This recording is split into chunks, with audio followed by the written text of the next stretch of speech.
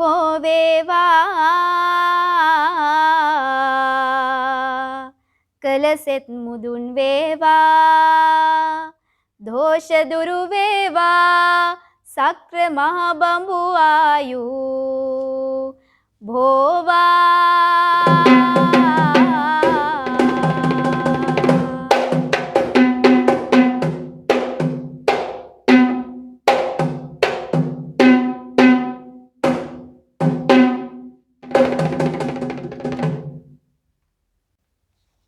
අයිබෝවන් මම නිලුකා ධනංජනී පුස්සෙල්ල සෞන්දර්ය කලා විශ්වවිද්‍යාලයේ ප්‍රාසංගික කලාවේදී විශේෂ උපාධිය නිමා කරලා මාතලේ දිස්ත්‍රික්කයේ දඹුල්ල ප්‍රාදේශීය ලේකම් කාර්යාලයේ උපාධිධාරී අභ්‍යාසලාභී පුහුණු නිලධාරිනියක් වශයෙන් කටයුතු කරනවා. අධ්‍යයන පොදු සහතික පත්‍ර සාමාන්‍ය පෙළ විභාගයේ නර්තනය දේශීය ප්‍රශ්න පත්‍රයක් සාකච්ඡා කිරීමට අද අපි බලාපොරොත්තු වෙනවා. හරි. අපි බලමු පළවෙනි ප්‍රශ්නේ ඉඳලා. පළවෙනි ප්‍රශ්නය මූලික සරඹ පුහුණු වීමේදී තාල අවබෝධය සඳහා හිස් තැනක් භාවිතය වඩාත් වැදගත් වේ. පිළිතුරු 4ක් දීලා තියෙනවා. විලම්භ ලය, මධ්‍ය ලය, ධෘත ලය, ත්‍රිවිධ ලය. දැන් මූලික සරඹ පුහුණු වීමේදී අපිට මේ කියන ලය ප්‍රභේද තුනම වැදගත් වෙනවා. විලම්භ ලය වගේම මධ්‍ය ලය වගේම ධෘත ලය. ඒ වගේම ධෘත ලයේ තියෙනවා අති ධෘත, ඒ වගේම විලම්භ ලයේ තියෙනවා අති විලම්භ ලය. නමුත් මූලික සරඹ පුහුණු වීමේදී කියන්නේ ආධුනික ශිල්පියෙක් ගොඩ සරඹ සහ පා සරඹ වලට පිවිසීමේදී ලය පුහුණුව කොහොමද බලපාන්නේ? කොහොමද ගොඩ සරඹ සහ පා සරඹ මධ්‍ය ලය, ධෘත ලය, ඒ වගේම විලම්භ ලයට යොදලා තාල අවබෝධය ලබා ගන්නේ කොහොමද කියලා තමයි මෙතනින් අහන්නේ. එතකොට මූලික සරඹ පුහුණු වීමේදී තාල අවබෝධය සඳහා වඩාත් වැදගත් වෙන්නේ මේ කියන ත්‍රිවිධ ලයම. කෙනෙක්ට පුළුවන් මේකට විලම්භ ලය කියන පිළිතුර ලබා දෙන්න. නමුත් අපේ ප්‍රශ්නෙන් අහන්නේ වඩාත්ම වැදගත් වෙන ලය. එතකොට වඩාත්ම වැදගත් වෙන ලය තමයි මේ කියන ත්‍රිවිධ ලයම. එතකොට මූලික සරඹ පුහුණු වීමේදී තාල අවබෝධය සඳහා වඩාත් වැදගත් වෙන්නේ මේ කියන ත්‍රිවිධ ලයම. පිළිතුර තමයි ත්‍රිවිධ ලය. දෙවෙනි ප්‍රශ්නය. උන් තැන 8යි තරිකිට දොන් දොන් තා. මෙම පද කොටස අයත් ගායනය හිස් තැනක් කී. උන් තැන 8යි තරිකිට දොන් දොන් තා අපි අහලා තියෙනවා මේක ටීකා කවියක්. එතකොට මෙතන පළවෙනි පිළිතුර විදිහට වන්නම්, දෙවෙනි පිළිතුර විදිහට සෞදම්, තුන්වෙනි පිළිතුර විදිහට ටීකාව සහ හතරවෙනි පිළිතුර විදිහට යාතිකාව කියලා පිළිතුරු 4ක් දීලා තියෙනවා. මුලින්ම වන්නම් කියන ප්‍රභේද මේකට කොහොමද අයිති වෙන්නේ නැහැ. සෞදම් අයිති වෙන්නේත් නැහැ. ටීකාව අපි පොඩ්ඩක් ගායනා කරලා බලමු.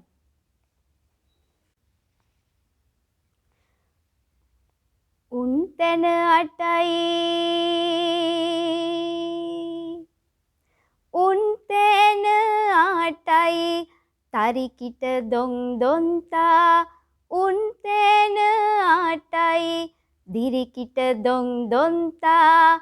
උන් තැන 8යි දිත්තරිකිට දොන් තා. තම් තම් දන තන තම් දන තනත් තනානා තම් දන ඉහළ වෙලේ යන නෑනෝ පහළ වෙලේ යන නෑනෝ. ඉහළ වෙලේ ගොන් බානයි පහළ වෙලේ ගොන් බානයි. අල්ලපියෝ අල්ලපියෝ. දේශීය මුද්‍රා නාට්‍යයක් වන හිස් තැනක් චිත්‍රසේන විසින් නිර්මාණය කරන ලදී. පිළිතුරු 4ක් දීලා තියෙනවා. චණ්ඩාලිකා, රන්දද, කුණ්ඩලකේශි සහ සත්පත්තිනි. එතකොට ලාංකේය මුද්‍රා නාට්‍ය කලාවට විශාල සහ අමිල මෙහෙවරක් ඉටු කරේ චිත්‍රසේන මහත්තයා. ඒ වගේම එතුමාගේ භාර්යාව වන වජිරාජ් චිත්‍රසේන චිත්‍රසේන මහත්තයා විශාල වශයෙන් මුද්‍රා නාට්‍ය කලාවට විතරක් නෙවෙයි දේශීය නර්තන කලාවටත් විශාල සේවයක් කරපු නර්තන ආචාර්යවරයෙක්. එතකොට එතුමා කතකලි නර්තනයේ ප්‍රවීණයෙක්. ඒ වගේම දැන් මෙතුමාගේ මුද්‍රා නාට්‍ය වලින් ඉතාමත් වැදගත් සහ අපේ විෂය නිර්දේශයේ තියෙන කරදිය නල දමයන්ති වගේ මුද්‍රා නාට්‍යයක් මෙතුමා අතින් බිහි වුණ නමක් තියන්න පුළුවන් මුද්‍රා නාට්‍ය. ඉතින් දේශීය මුද්‍රා නාට්‍ය කලාවේ චිත්‍රසේනයන් විසින් නිර්මාණය කරපු මුද්‍රා නාට්‍ය අතරින් චණ්ඩාලිකා මුද්‍රා නාට්‍ය තමයි මෙතනින් අපිට ගන්න පුළුවන්. රන්තද මුද්‍රා නාට්‍ය නිර්මාණය කරේ අර්නෝලිස් ඉඹුල්ගොඩ මහතා. ඒ වගේම සත්පත්තිනි මුද්‍රා නාට්‍ය නිර්මාණය කළේ පනී භාරත මහත්තයා. හරි, අපි හතරවෙනි ප්‍රශ්නෙට යමු. හතරවෙනි ප්‍රශ්නය නර්තනයේදී වේශ නිරූපණයට අයත් වන්නේ හිස්තැන අභිනයටයි. පළවෙනි පිළිතුර ආංගික, දෙවෙනි පිළිතුර වාචික, තුන්වෙනි පිළිතුර සාත්වික සහ හතරවෙනි පිළිතුර ආහාර්ය. වේශ නිරූපණය කිව්වහම අපිට මතක් වෙන්නේ මොකක්ද? වේශ නිරූපණය රංග වස්ත්‍රාභරණ සමග වෙස් ගැන්වීම තමයි වේශ නිරූපණය. එතකොට ආංගික අභිනය කියලා කිව්වොත් අපිට මතක් වෙන්නේ මොකද්ද? අංග චලනය අදහස් ප්‍රකාශ කිරීම. ඊට පස්සේ වාචික අභිනය කියන්නේ අපි කරන මේ ගායන, ඒ වගේම සංවාද, දෙබස්, ඒ වගේම සහ නාට්‍ය. සාත්වික අභිනය කියන්නේ අපේ මේ මූණෙන් කරන අභිනය. දැන් අපිට මෙහෙම කරන්න පුළුවන්. කෙනෙක්ට මෙහෙම අඬ ගැහුවොත් ඒක අයිති වෙන්නේ මොකේටද මෙතන? ආංගික අභිනයට.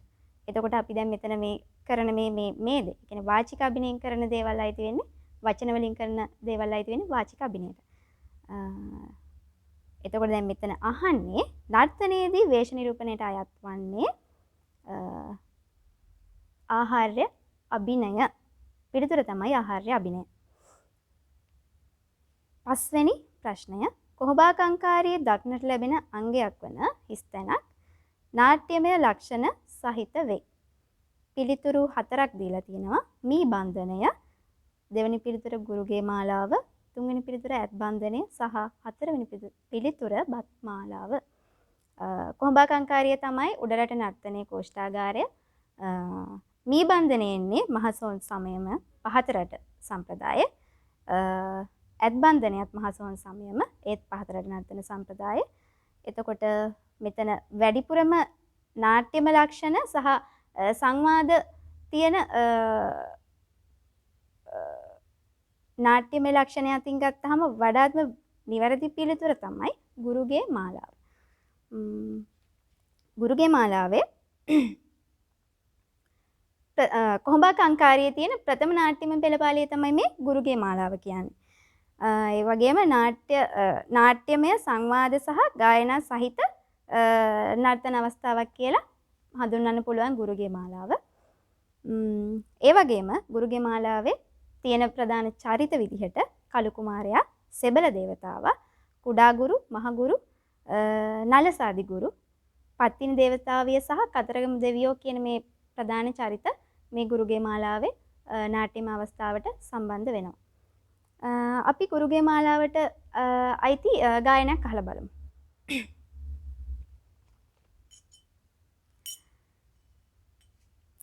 කුළුණිය ගෙට පෑයූ හිරු රැස් ලෙසට මුළුතුන් ලොවක් කෙලි කළපුන් සඳ ලෙසට ජයරන් කගලෙලවා විදුලිය ලෙසට කළු කුමාර දෙවි වැඩියේ එදා සිට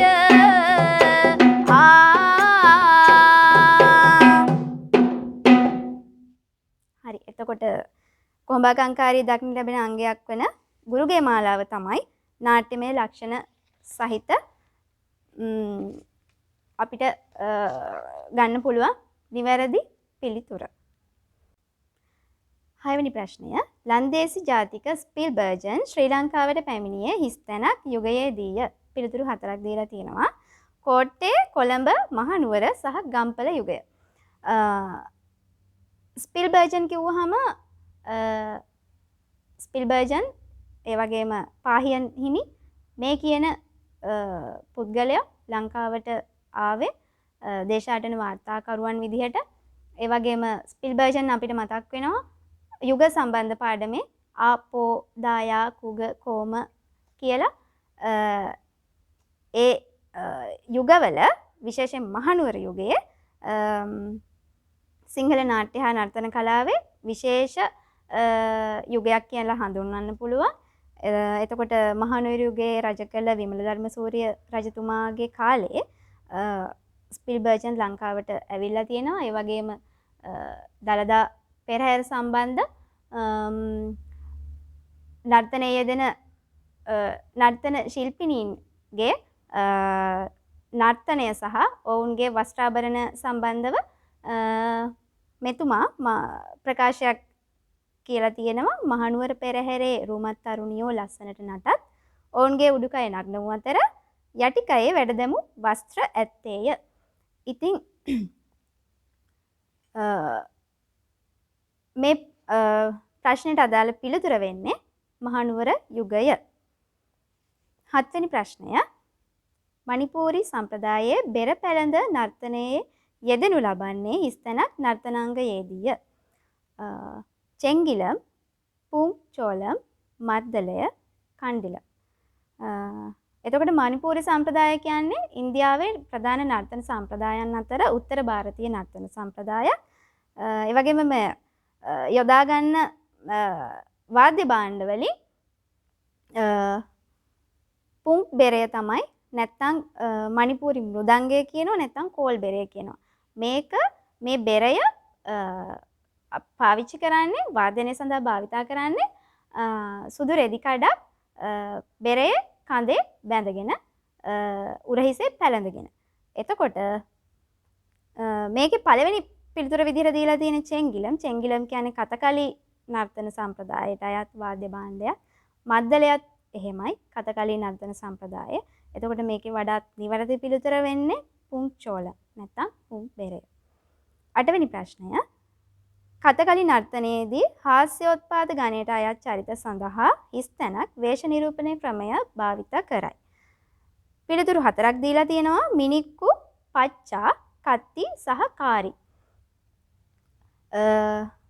අපි හැමෝම දන්නවා කතකලි නර්තන සම්ප්‍රදායේ වේශ නිරූපණය තමයි වේශ නිරූපණ ක්‍රම ශිල්පාතීන් ගොඩක්ම අමාරු, ගොඩක්ම අසීරු, ඒ වගේම ගොඩක් කාලය යන වේශ නිරූපණ ශිල්පීය ක්‍රමයක්. ඉතින් මේ කතකලි වේශ නිරූපණය ප්‍රධාන කොටස් 6කට සම වෙන්න ප්‍රධාන කොටස් 5කට බෙදෙනවා. මිනික්කු, පච්චා, කත්ති, තාඩි සහ කාරි කියලා.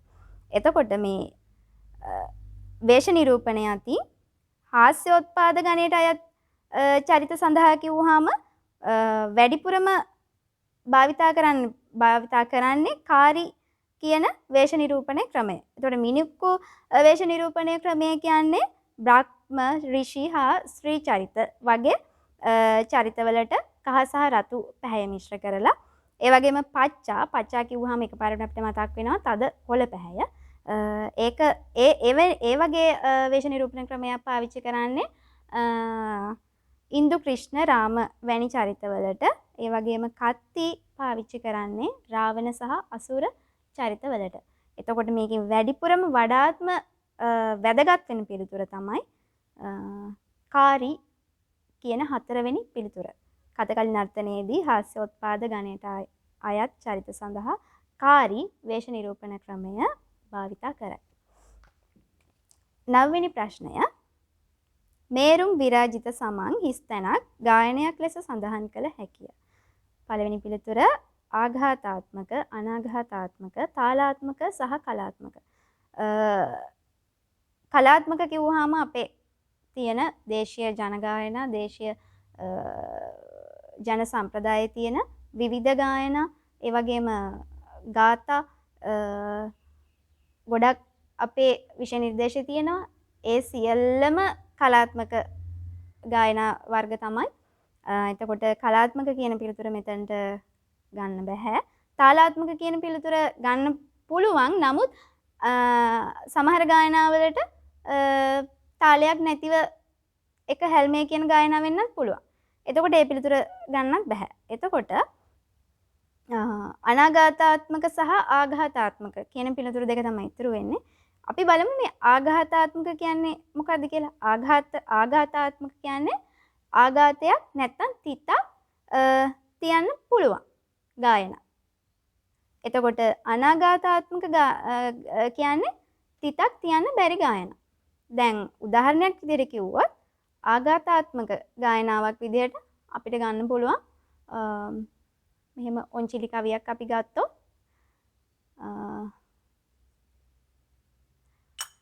පුරවර මැද බැදී රන්නොන්චිල්ලා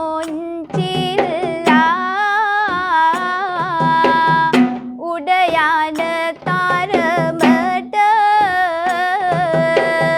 පුදුම නොවෙල්ලා වැරසැර පිරිමිනි තව පැද පල්ලා සුරපුර දෙවියනි රකුමේ සියල්ලා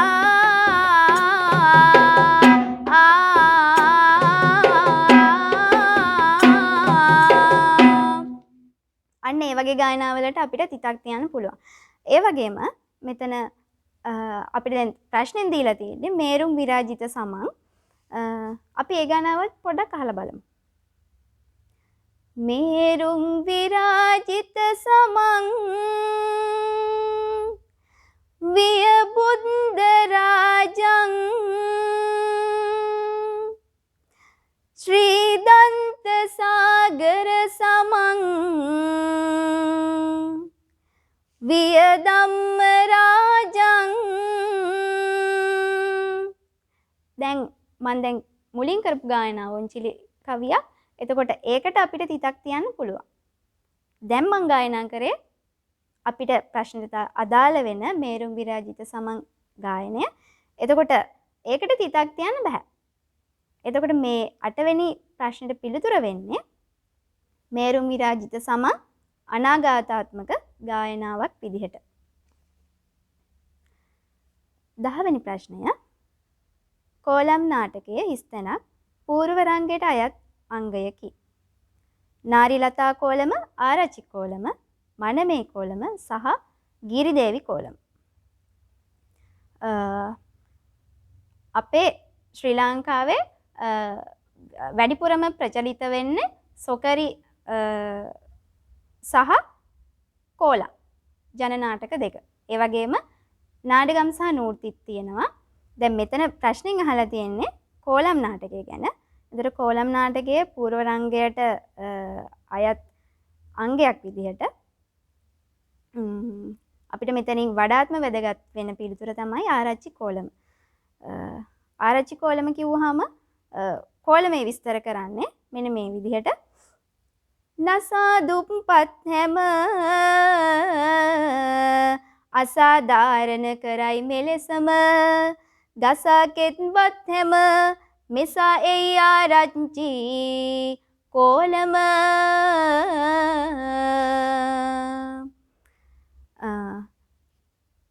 කෝලම් නාටකයේ විවිධ අවස්ථාවල විවිධ චරිත රංගභූමියට ප්‍රවිෂ්ඨ වෙනවා.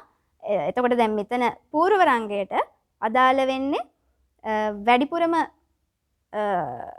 ආරච්චි කෝලම කියන පිළිතුර තමයි.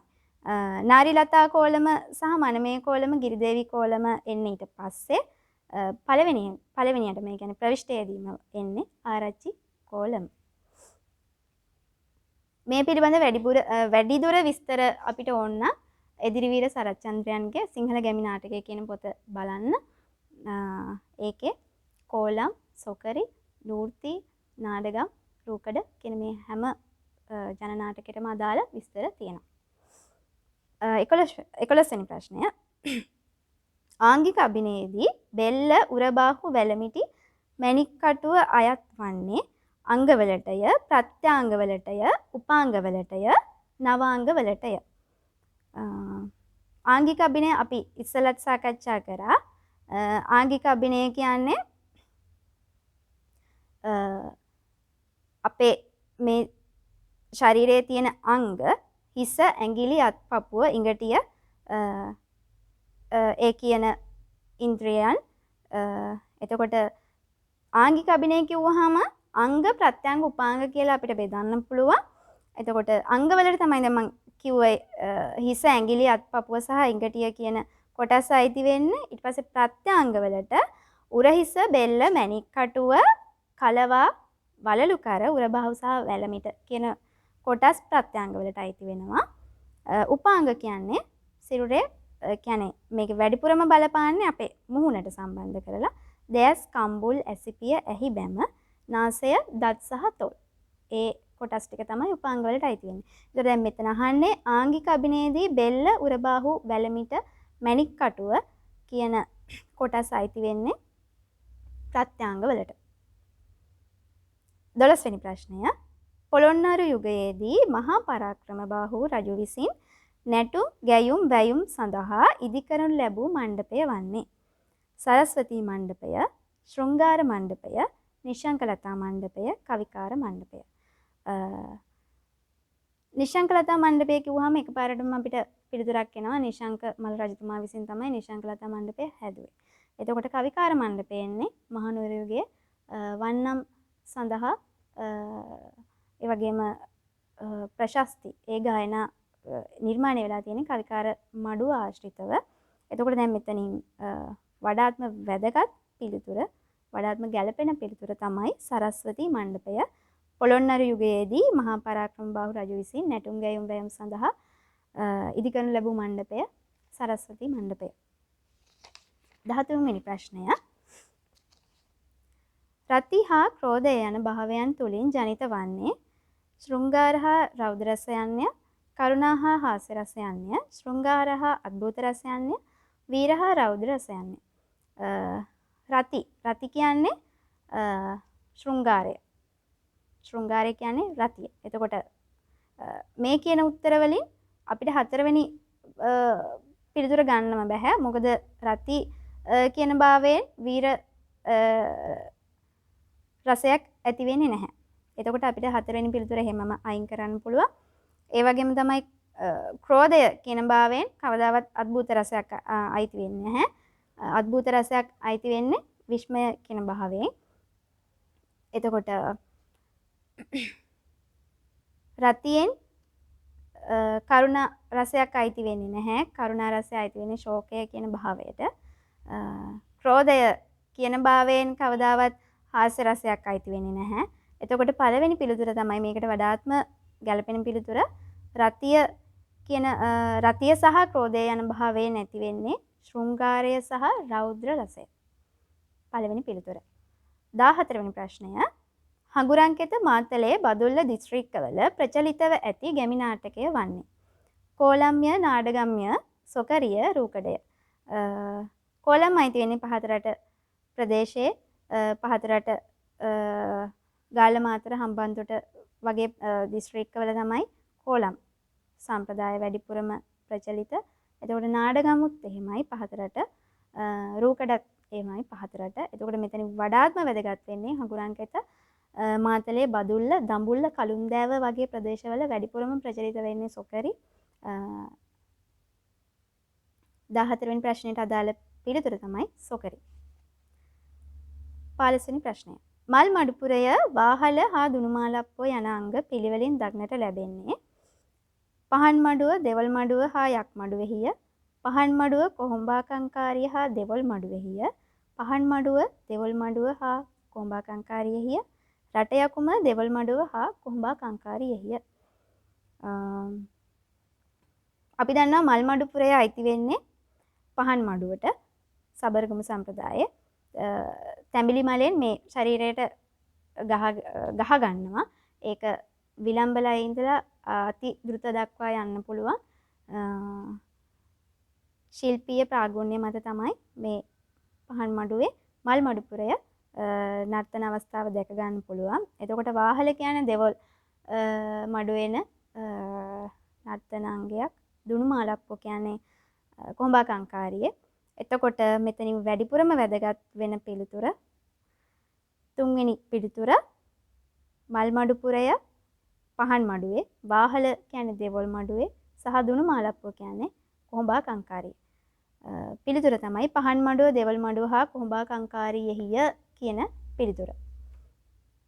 16 වෙනි ප්‍රශ්නය ගායනා සහිත නර්තනාංග ඇතුළත් වර්ණය තෝරන්න. පිළිතුරු 4ක් දීලා තියෙනවා. කොඹා හැල්ල තොරන්යාගේ මුගුරු පද, කොඹා හැල්ල තොරන්යාගේ දෙවොල්, කොඹා හැල්ල පත්තිනි කොළොන්න පද, පත්තිනි තොරන්යාගේ කොළොන්න පද.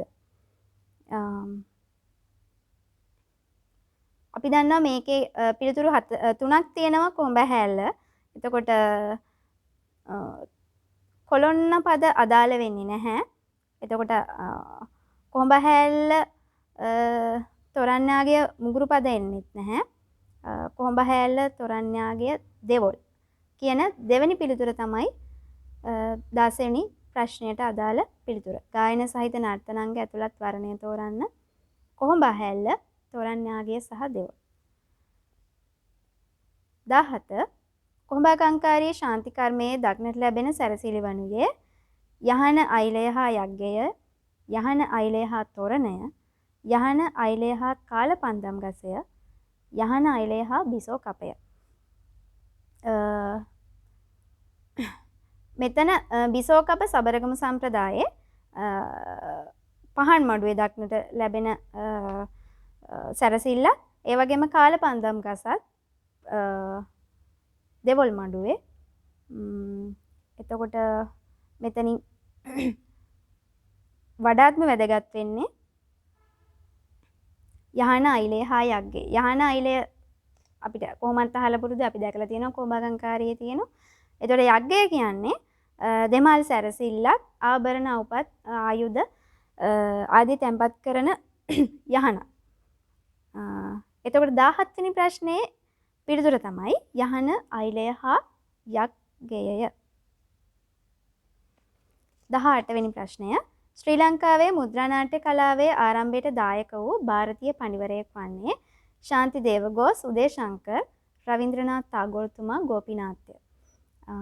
ශාන්ති දේවගෝස් පඬිතුමා 1936 ලංකාවට ආවේ ශ්‍රීපාලි ආරම්භ කරන වකවානුවේ. එතකොට උදේ ශංකර් සහ ගෝපිනාත් අදාළ වෙන්නේ නැහැ. මුද්‍රා නාට්‍ය කලාවේ ආරම්භය කිව්වහම මුද්‍රා නාට්‍ය කලාව ලංකාවට ගේන්න පිටිවහලක් වුණේ රවීන්ද්‍රනාත් tagore තුමා 1934 ලංකාවට ආවා.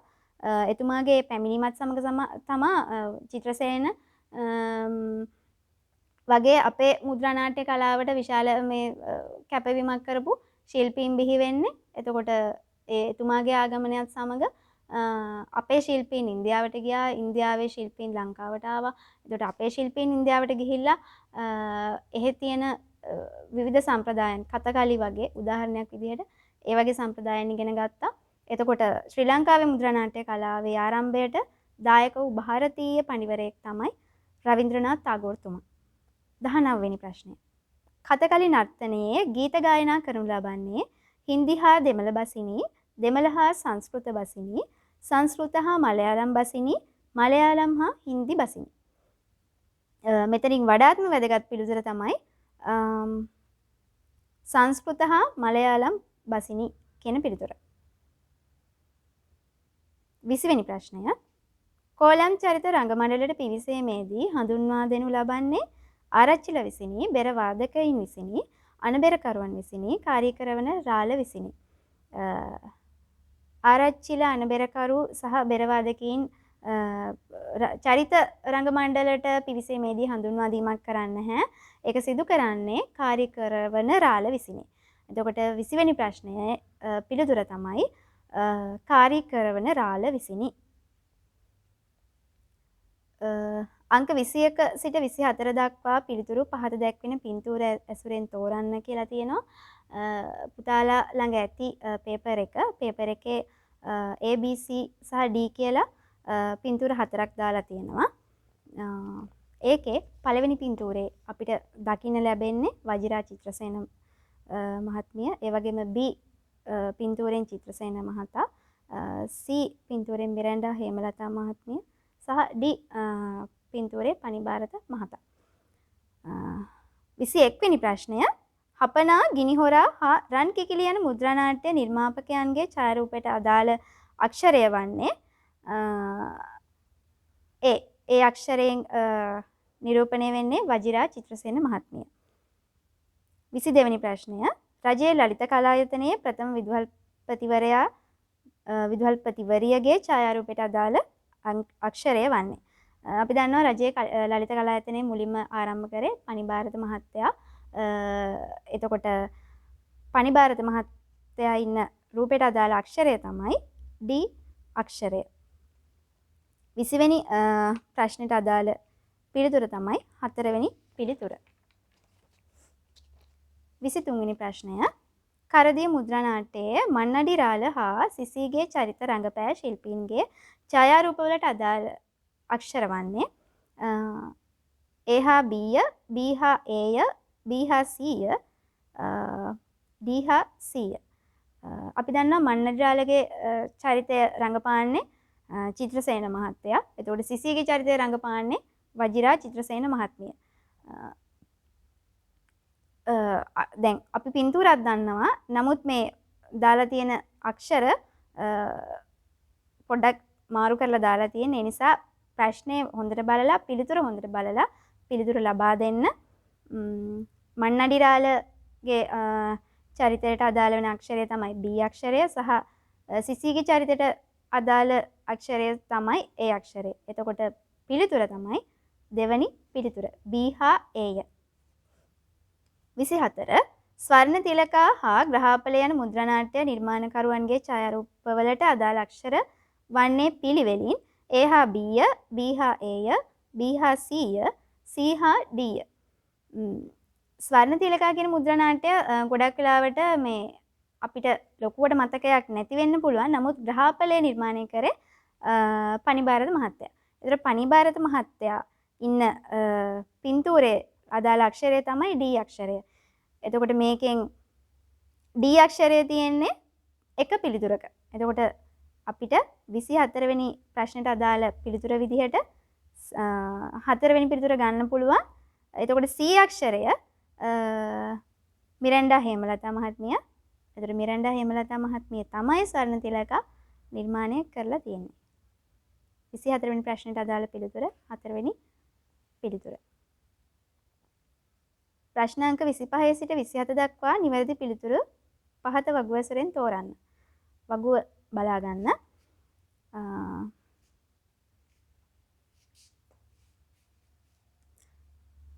25 ප්‍රශ්නය කොහොඹා කංකාරියේ ශාන්ති කර්මයට ආවේනික චාරිත්‍ර විධි සඳහන් වන්නේ. මෙතන මෙලෙයි යකුන් පිදීම කියන්නේ උඩරට සම්ප්‍රදායේ. ඊට පස්සේ කොහොඹා දෙවි තියෙන උඩරට සම්ප්‍රදායේ, වැදියක්කම උඩරට සම්ප්‍රදායේ, හගලයදීම උඩරට, පත්තිනි පහතරට සබරගමු දෙකේම ගන්න පුළුවන්. පොත්කඩේ පාළිය සබරගමු, මිල්ල කැපීම සබරගමු, දෙවල් පහතරට රාම මෙරීම සබරගමු. එතකොට 25 වෙනි ප්‍රශ්නය කොහොඹා කංකාරියේ ශාන්ති කර්මයට ආවේනික චාරිත්‍ර විධි සඳහන් වන්නේ ඒ තීරුවේ 1 හා 2, ඒ තීරුවේ 1 හා 3, ඒ තීරුවේ 2 හා 3, C තීරුවේ 1 හා 3. මෙතනින් වඩාත්ම වැදගත් වෙන සහ ගැළපෙන පිළිතුර තමයි ඒ තීරුවේ 1 හා 2 කියන පළවෙනි පිළිතුර. 26 වෙනි ප්‍රශ්නය දෙවල් මඩුව හා පහන් මඩුව ශාන්ති කර්ම දෙකෙහිම පුද ලබන දෙවිවරු සඳහන් වන්නේ. B තීරුවේ 1 හා 2, B තීරුවේ 1 හා 3, B තීරුවේ 2 හා 3, C තීරුවේ 1 හා 3. මෙයින් වඩාත්ම ගැළපෙන පිළිතුර තමයි B තීරුවේ 2 හා 3. B තීරුවේ 2 හා 3 කිව්වහම B තීරුවට ගිහින් දෙවෙනි එක පත්තිනි, තුන්වෙනි එක දෙවොල්. එතකොට දෙවල් මඬුව හා පහන් මඬුව ශාන්ති කර්ම දෙකෙහිම පුද ලබන දෙවිවරු සඳහන් වන්නේ තුන්වෙනි පිළිතුර. 27 වෙනි ප්‍රශ්නය. පහන් මඬුව ශාන්ති කර්මයේ දක්නට ලැබෙන නාට්‍යමය පෙළපාළි ඇතුළත් වන්නේ A තීරුවේ 1 හා 2, C තීරුවේ 1 හා 2, C තීරුවේ 1 හා 3 සහ C තීරුවේ 2 හා 3හිය. මෙතනින් වඩාත්ම ගැළපෙන පිළිතුර තමයි C තීරුවේ 2 හා 3හිය කියන පිළිතුර. 28 වෙනි ප්‍රශ්නය. පහත සඳහන් ඡායාරූපෙහි දැක්වෙන්නේ ඡායාරූපයක් දීලා තියෙනවා. මහලු වෙස්ගත් ශක්‍රය තමයි ඉන්නේ. එතකොට පිළිතුරු 4ක් දීලා තියෙනවා. අඹ විදමන, රාම මැරීමයි, ගර නැටීම සහ ආණ්ඩිගුරු නැටීම. මේකේ වඩාත්ම ගැළපෙන පිළිතුර තමයි අඹ විදමන. අඹ විදමනේ මේ ශක්‍රය ඇවිල්ලා අඹය කඩන ආකාරය නැත්නම් අඹය කඩන්න මේ පිවිසලා ඉන්න ආකාරය තමයි මේ පින්තූරේ දක්නට ලැබෙන්නේ. 29. මණිපූරි නර්තනයේ කාන්තා රංග වස්ත්‍ර වන කුමින් හා මයිකුම් පළඳිනු ලබන්නේ පිළිවෙලින් හිසට හා ඉනටය, ඉඟටියට හා හිසටය, දෑතට හා කනටය, හිසට හා උඩුකයට. අපි දන්නවා කුමින් දිග සායක්. එතකොට ඒක පළඳින්නේ ඉඟටියට සහ මයිකුම් කියන්නේ හිසට පළඳින ආභරණයක්, ශීර්ෂාභරණයක්. එතකොට මෙතනින් වඩාත්ම ගැළපෙන පිළිතුර තමයි ඉඟටියට හා හිසටය. 29 වෙනි ප්‍රශ්නට අදාළ පිළිතුර තමයි දෙවෙනි පිළිතුර ඉඟටියට හා හිසටය. 30 වෙනි ප්‍රශ්නය. කතකලි නර්තනයේ ප්‍රධාන ගායකයා සහ අනුගායකයා හඳුන්වනු ලබන්නේ අපි දන්නවා ප්‍රධාන ගායකයා හඳුන්වන්නේ පොන්නානි කියන නමින් සහ අනුගායකයා හඳුන්වන්නේ සිංකිටි කියන නමින්. සමහර පෙළපොත්වල තියෙනවා සිංගිඩි කියලත්. නමුත් කමක් නැහැ. ඒක භාෂාවේ උච්චාරණයත් එක්ක තියෙන වෙනස් වීමක්. 30 වෙනි ප්‍රශ්නයට අදාළ පිළිතුර තමයි පළවෙනි පිළිතුර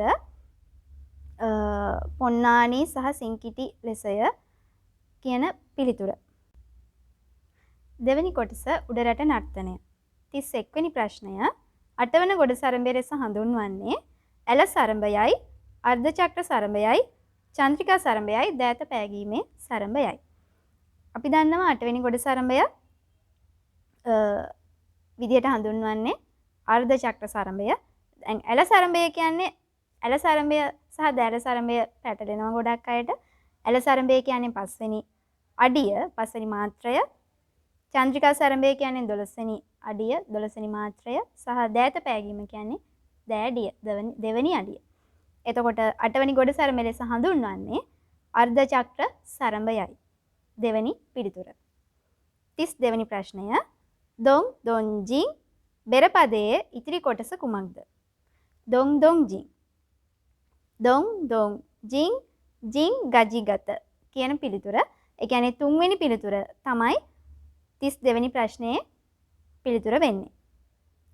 දොන් දොන් ජින් තකු දොන් කියන්නත් පුළුවන්. නමුත් මෙතන වැඩිපුරම අපිට අහලා තියෙන වැඩිපුරම ගැළපෙන සහ වැඩිපුරම අදාළ වෙන පිළිතුර කිව්වහම ගැළපෙන්නේ තුන්වෙනි පිළිතුර. දොන් දොන් ජින් ජින් ගජිගත. 33 වෙනි ප්‍රශ්නය. මුසලඩි වන්නමට අයත් බෙර පදයේ දැක්වෙන වර්ණය තෝරන්න.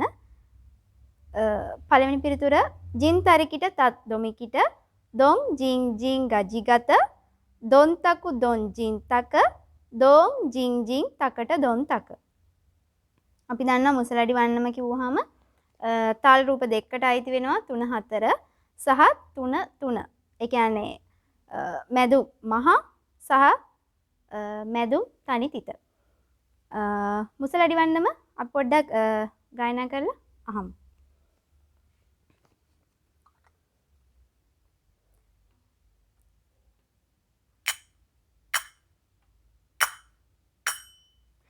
තානත්ත තනේ නත්ත තානම් තම්ද නානත්ත තනේ නත්ත තානම්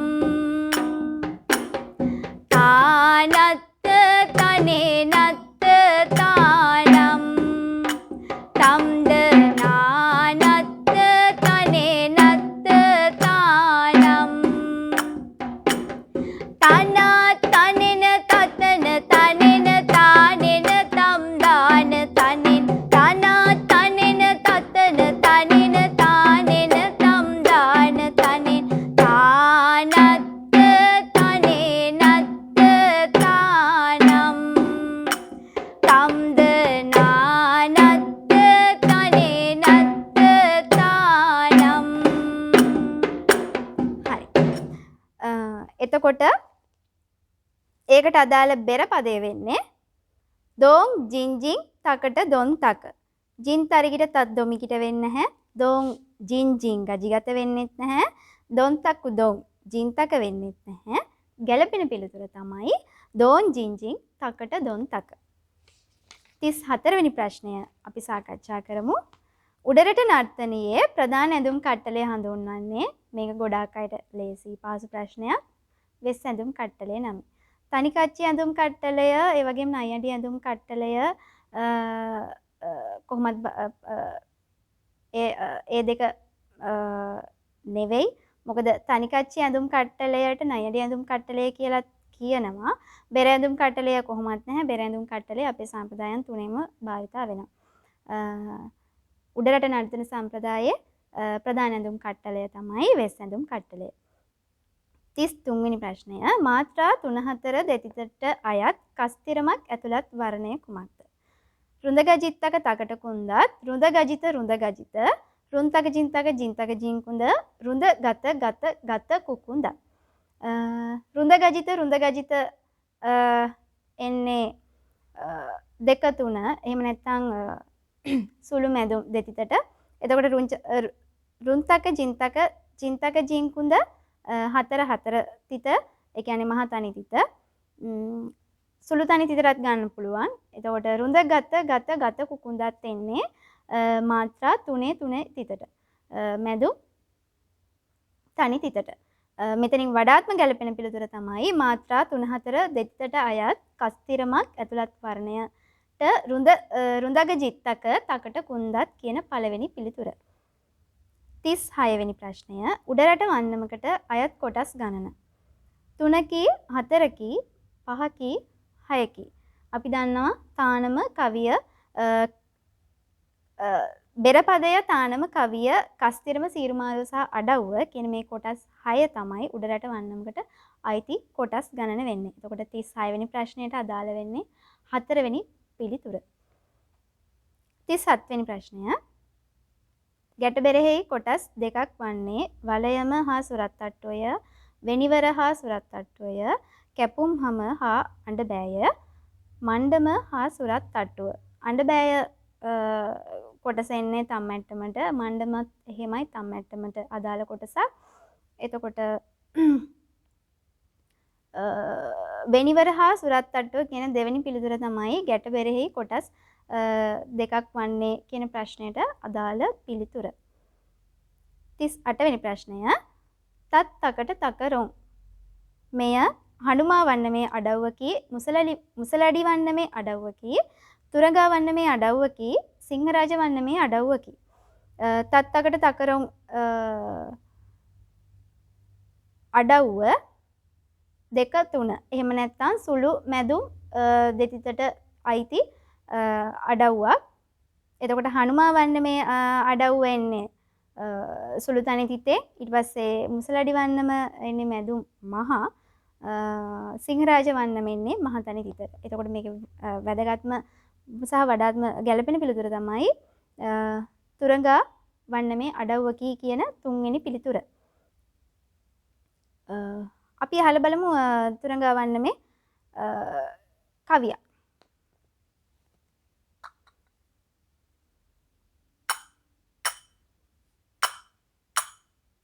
සත් වෙත් මහත් අදරලත් යුත් සිදත් කුමරු ගොත් සිත් තොසත් පැවිදි අංගා අනකරන චන්නයින කන්තකය අසුගෙනෙන ගෙන යෙදුන අසුගේ පිට නැංගා. හරි. එතකොට තත්තකට තකරොන් අඩව්ව අයිති වෙන්නේ තුරංගා වන්නමේ අඩව්වට. 39 වෙනි ප්‍රශ්නය උඩරට නර්තන සම්ප්‍රදායට ඉමහත් සේවයක් කළ ශිල්පියෙක් වන්නේ එස් පනිභාරත මහතා, කේ.එස්. ප්‍රනාන්දු මහතා, සෞරත් සිල්වා මහතා, රද්දැල්ලේ පොඩි මහත්තයා. එතකොට දැන් කේ.එස්. ප්‍රනාන්දු මහත්තයා අයිති වෙන්නේ පහතරට සම්ප්‍රදායේ ශිල්පියෙක්. එතකොට සෞරිස් සිල්වා පහතරට සම්ප්‍රදායේ ශිල්පියෙක්. රද්දැල්ලේ පොඩි මහත්තයා සබරගමු නර්තන සම්ප්‍රදාය. එතකොට 39 වෙනි ප්‍රශ්නයේ උඩරට නර්තන සම්ප්‍රදායට ඉමාත් සේවයක් කළ ශිල්පියෙක් විදිහට අපිට හඳුන්වන්න පුළුවන් එස් පනිභාරත මහතා. 40 වෙනි ප්‍රශ්නය සිංහල නර්තන කලාව ග්‍රන්ථය පළ කරන ලද්දේ මහාචාර්ය තිස්ස කාරිවසම් විසිනි, මහාචාර්ය ජයසේන කෝට්ටේගොඩ විසිනි, මහාචාර්ය ලයනල් බෙන්තරගේ විසිනි, මහාචාර්ය මුදියන්සේ දිසානායක විසිනි. මේ කියන පුද්ගලයන් 4 දෙනාම දේශීය නර්තන කලාවට විශාල මෙහෙවරක් සහ තමන්ගේ පොත් ලියලා විශාල සේවයක් ඉටු කළ ශිල්පීන් 4 දෙනෙක්. මහාචාර්ය තිස්ස කාරියවසම් ශාන්ති කර්මය හා සිංහල සමාජය කියන පොතේ නිර්මාතෘ. ඒ වගේම මහාචාර්ය ජයසේන කෝට්ටේගොඩ මහතා පහතරට ශාන්ති කර්ම සාහිත්‍ය මේකෙන් වැඩිපුරම අදාළ වෙන පිළිතුර තමයි සිංහල නර්තන කලාව පොත නිර්මාණය කරේ මහාචාර්ය මුදියන්ස දිසානායක විසිනි කියන පිළිතුර. මේ ශිල්පී නර්තන කලාවට සේවයක් කරා කියන්නේ දැන් එක පොතකින් විතරක් සෑහීමටපත් වුණේ නැහැ. ගොඩක් දේවල් හෙව්වා අපිට නැති වෙලා යන ඒ වගේ අභාවයට යන අපේ උරුමය රැකගන්න මහන්සි වෙච්ච චරිත කිහිපයක්. ඉතින් සිංහල නර්තන කලාව කියන්නේ